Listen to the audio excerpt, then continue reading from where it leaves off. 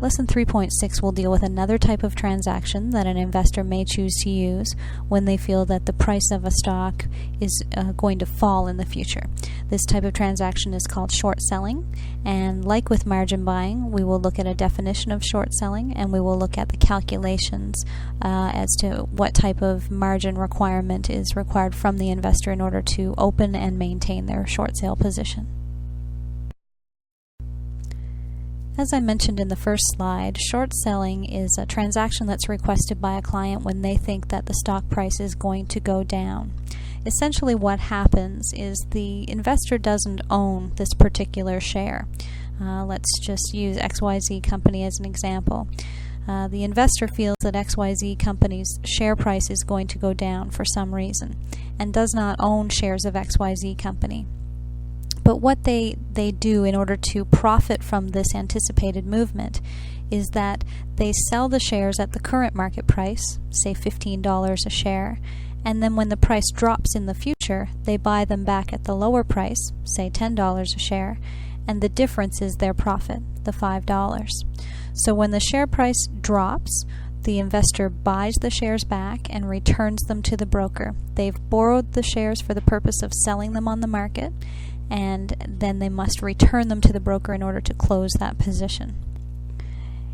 If, however, the investor is wrong and the shares actually go up in value rather than down, the shares still have to be replaced. So the investor will have to buy them back at a higher price and they would have lost money.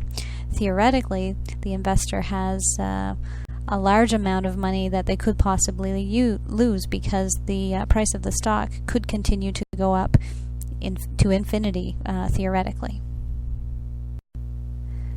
We'll illustrate the concept now with an example. In this example, Jill thinks that Motorola shares are going to decrease in value.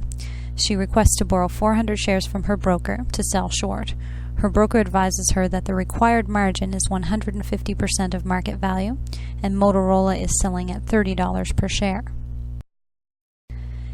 In the case of a short sale, the required margin will always be more than 100% of market value. This is because the shares will be sold initially in order to open the transaction, and all of the money from that short sale will be placed in the margin account. The investor is required to put additional money on top because the broker realizes that the investor may be wrong and the share price may actually go up, in which case they will have to buy the shares back at a higher price. So in this example, the margin that's required, 150% of the market value, is $18,000. The short sale is done for $12,000, so 1.5 times that is $18,000.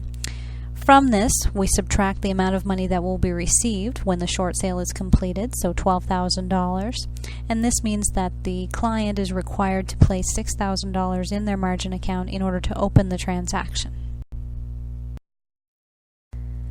Now we'll look at what happens if the price drops to $28 per share. Right away, before even doing the calculations, we know that because the price has dropped, which is what the client wants to happen, we know we will have an excess margin situation. If the price had increased, which would be the opposite to what the client wanted to happen, we would have a margin call.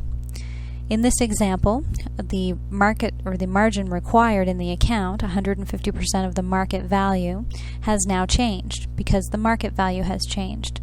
The market value is now 400 shares times $28 per share, and 1.5 times that, or 150%, is $16,800. This is the total amount of money that is required in the margin account. From this, we subtract the money that we know is already in the account from the short sale, $12,000. In the case of a short sale, this amount never changes because the shares were sold at the beginning of the transaction, they were sold for $12,000, and that doesn't change. So the margin required from the client now is $4,800. When the client opened the position, the client deposited $6,000, The excess margin, therefore, is $1,200. This means that for Jill, our client, she now has $1,200 in the margin account that she can take out if she wants and use it, keeping in mind that if the share price goes up, and that is to move in the wrong direction, she may be required to put some of it back, or more, depending on how far up the price goes.